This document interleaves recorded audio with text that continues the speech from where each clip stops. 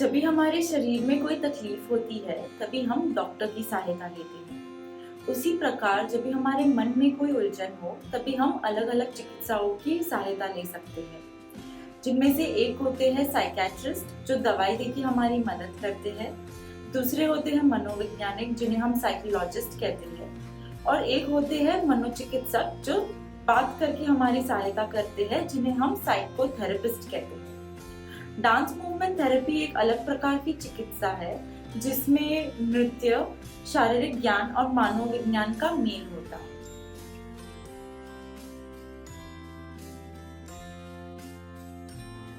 Dance movement therapy में ये माना जाता है कि हमारा मन और शरीर दोनों एक दूसरे से जुड़े हुए हैं।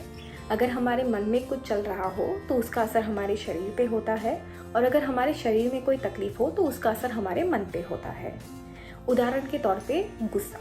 जब हमें गुस्सा आता है तो हमारी दिल की धड़कनें तेज हो जाती है, हमारी सांसें फूलने लगती है, पसीना छूट जाता है और कभी कभी हाथों और पैरों में जैसे एक जुनून सा महसूस होता है। डांस थेरेपी में ये माना जाता है कि जब हम ऐसी भावनाएं व्यक्त नहीं करते तो वो शायद हमारे शरीर में कहीं बस जाती है या फिर और किसी तरह से हमें सताने लगती है। डांस मूवमेंट थेरेपिस्ट आपकी मदद करते हैं इन भावनाओं को व्यक्त करने में और उन्हें ज़्यादा अच्छे से समझने में। ऐसा नहीं माना जाता कि कुछ भावनाएं अच्छी है या बुरी है। ऐसा माना जाता है कि हर भावना के पीछे कोई ना कोई कारण होता है। ज़रूरत है उन्हें एक सुरक्षित तौर पे बयां करने की।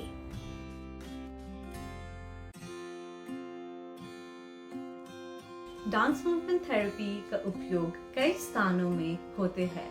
नैदानिक माने कि क्लिनिकल सेटिंग्स, हॉस्पिटल, पाठशाला, कॉलेजेस, विशेष स्कूल, पूर्णवास केंद्र, वृद्ध आश्रम आदि।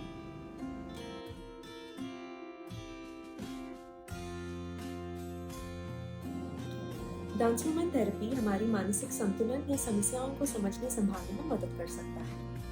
थेरेपिस्ट के साथ तन मन पे ध्यान देते हुए हम हमारी मनोदशा, भावनाएं, सोच विचार, व्यवहार, रिश्ते और दैनिक जीवन की घटनाओं को गहराई तक समझ सकते हैं, उनको स्वीकार कर सकते हैं, बदलाव ला सकते हैं और इसी तरह हम हमारी मानसिक स्वास्थ्य का ध्यान रख सकते हैं। बचपन से लेकर बुढ़ापे तक जो भी विकास या विकार की स्थितियां हैं, उनकी देखभाल के लिए डांस मूवमेंट थेरेपी की सहायता ले सकते हैं, जैसे कि बाल विकास, ऑटिज्म, बढ़ते हुए जिंदगी के तनाव, डिप्रेशन या अवसाद, चिंता, शोक या हिंसा की स्थितियाँ, स्किज़ोफ्रेनिया, रिश्तों के स्वास्थ्य और बढ़ती हुई डिमेंशिया या बुढ़ापे की अधपतन, ऐसे कई सारे चीज़ों के लिए हम डांस मूवमेंट थेरेपी का इस्तेमाल कर सकते हैं आपकी देखभाल के लिए।